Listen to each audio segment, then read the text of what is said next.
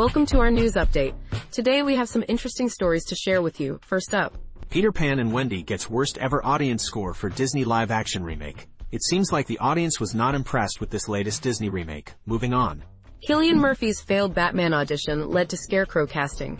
It's always interesting to hear about the behind-the-scenes stories of our favorite movies. In other news, Keanu Reeves band Dogstar to reunite. Fans of Keanu Reeves and his music will be excited to hear this. Next.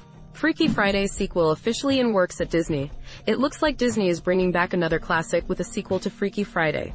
And in some celebrity news, Tom Cruise extremely interested in dating Shakira after her divorce. We'll have to wait and see if this rumor turns out to be true. Lastly, Ludacris and Vin Diesel's daughters are best friends. It's always heartwarming to hear about celebrity friendships, especially when it involves their children. That's all for now, let's get started. Disney's live-action Pan and Wendy has received the worst Rotten Tomatoes audience score of any live-action remake in studio history. Disney has had mixed audience scores for recent releases, including from the MCU and animation divisions. Pan and Wendy is a fresh remake of the 1953 classic. The movie received a 64% critic score on Rotten Tomatoes, but a disappointing 13% audience score. This makes it one of only 2 live-action Disney remakes with an audience score under 45%. Despite recent disappointments, Disney has plans for more live-action remakes, including The Little Mermaid, Moana, and Lilo and Stitch. Well, it looks like Pan and Wendy aren't the only ones who failed to impress audiences. In other news, Killian Murphy's Batman audition was so bad, he ended up scaring the producers into casting him as Scarecrow. Killian Murphy and Christopher Nolan's working relationship began almost 20 years ago when Murphy auditioned for the role of Batman Bruce Wayne in Nolan's Batman Begins. In a recent interview with Entertainment Weekly, both men revealed that they knew Murphy wasn't going to be cast as Batman from their first conversation about the role.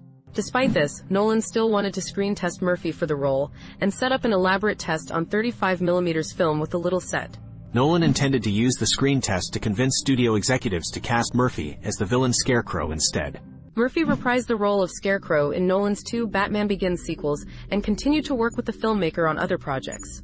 The upcoming film Oppenheimer marks the 6th collaboration between Nolan and Murphy, and the first time Murphy has headlined a Nolan film in the leading role. From one superhero to another, it seems like Keanu Reeves is ready to rock and roll with his band Dogstar once again.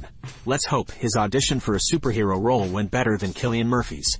Keanu Reeves' band Dogstar will reunite for a performance at the Bottle Rock Music Festival in Napa Valley, California on May 27th. The band will perform songs from a forthcoming album, which will be their first release since their 2000 album Happy Ending. The reunion has been teased since July 2022 when the Dogstar Instagram account posted, "We're back. #TBT. The band has been working with producer Dave Trumpfio and engineer Ruddy Lee Colors at King Size Sound Labs in Los Angeles.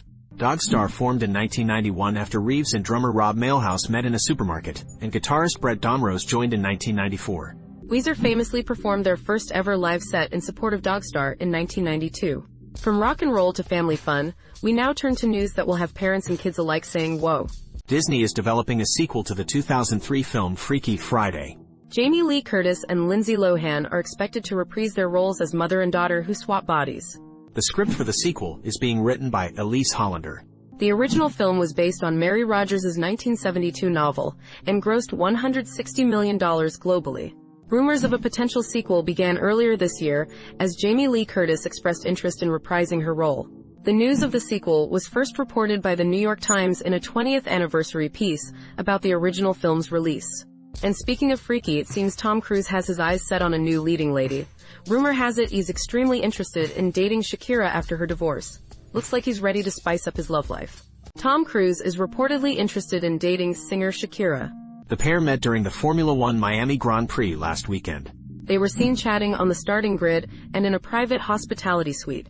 Tom sent flowers to Shakira following their chance encounter. A source claims there is chemistry between the celebrities, and Tom is interested in pursuing her. Shakira split from her partner of 12 years, Gerard Piqué, in 2022 due to career sacrifices. Well, it looks like Tom Cruise may have to find a new love interest because it seems like Ludacris and Vin Diesel's daughters are already taken. Ludacris, who plays Tej Parker in the Fast and Furious franchise, said the cast will remain close even after the series ends.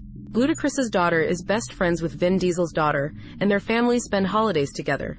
The rapper is currently working on his 9th studio album, which he hopes to release next year. Ludacris took a break from music to feel inspired again, and has only released 2 singles since his last album in 2015. He cites Dr. Dre's The Chronic as his favorite album and hopes to replicate its seamless collaboration on his own project. Ludacris recently partnered with Rice Krispies Treats to benefit the Boys and Girls Club.